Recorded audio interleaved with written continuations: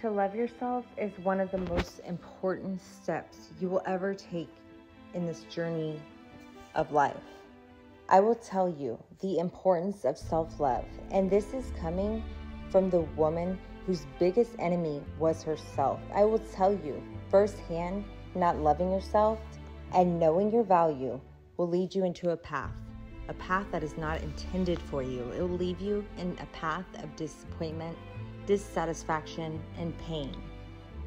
We are taught many times to love others, but how can we do that when we don't even love ourselves? How can we grow in relationships with others if we don't value ourselves? One without value prevents real growth because they don't even believe in their own potential. So how do you expect others to believe in you? A lost love for yourself makes you live in a doubt, fear, often settling for less than you deserve. It's like you chose a burial site, but are never at peace because you are in fact alive, but everything inside of you feels dead because you're not living the way you should be. You're living a life out of fear and being bound. What took place in your life where you decided to accept that you're not deserving? It's very important that we're clear what took place and how. It's important you look into your past, your family, your relationships, and the environment you grew up around. When we first arrived in the world, we came into it innocent. When was your childlike joy and happiness taken away? And the world we live in, you got to have confidence. When we step into the workforce, relationships, and just day-to-day events, we have to know that the person we have to protect and nurture and love most is first ourselves. If you aren't taking care of your heart, you will eventually let things in that can further you into more pain. If we don't take care of our mind, we can be left in a dark place, a place of despair. Like in Matthew 16, it states, "It's not what goes into the mouth that defiles a person, but what comes out of the mouth that defiles a person." If you heard phrases growing up making you feel less than, maybe you grew up in a home where great expectations were placed on you, making you feel like the only way you could receive is being exactly what your parents desired. Or maybe you grew up in a situation where you were getting abused, maybe physically, emotionally, or even sexually. Or quite possibly maybe you entered school and you were teased and told that you were less than by other kids. When you're young, you soak that into your heart. And as any child would do, because one thing we weren't taught as children is the world we live in can oftentimes be cruel. So in return, you grow up with a false sense of self. And you grow into being unworthy, feeling that way, and inadequate. And believe me when I say, everything will be displayed outwardly like a buffet.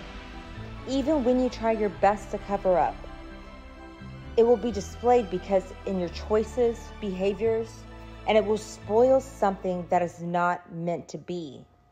So often, we take other opinions or things that were out of our control, and we truly give power to it. We truly believe it's the truth. Evil intent done to you has no other truth than what it is. Evil. You hold no power over what happened. The only power is knowing what happened doesn't define you. It's a lie.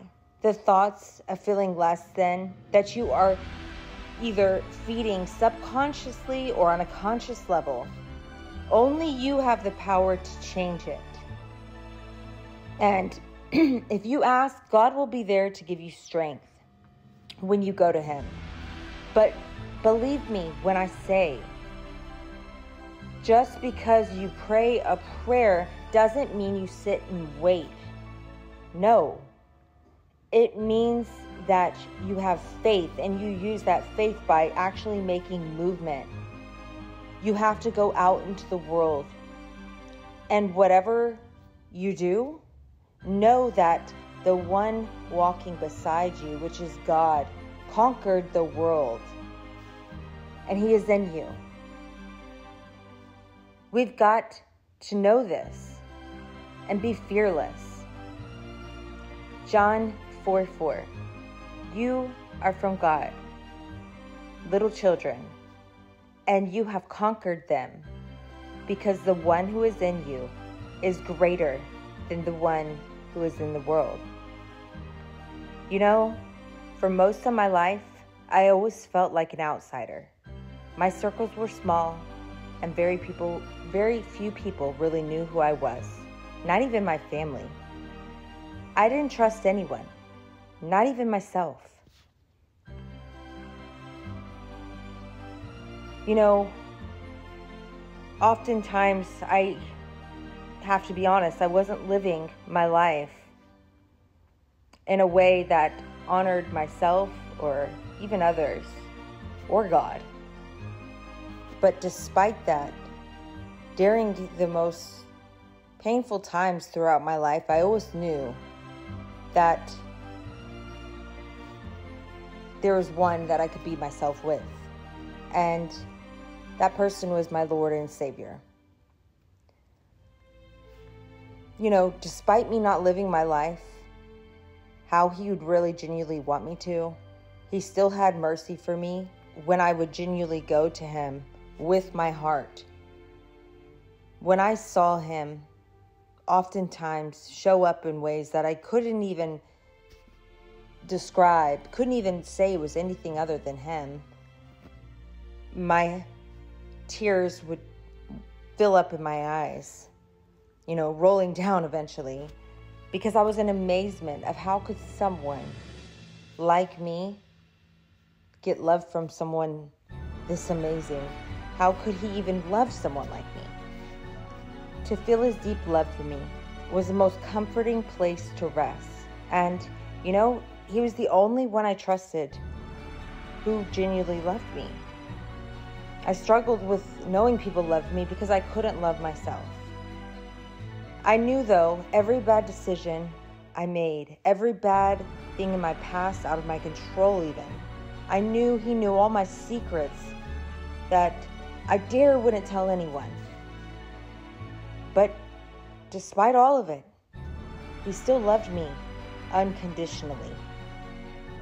How many people could give you that unconditional love if they knew the things we do when no one's watching? Do you think you could ever love yourself unconditionally? You know, one thing I know about God is His love for me had no bounds. He wanted more for me. Though, you know, I was limiting myself so much,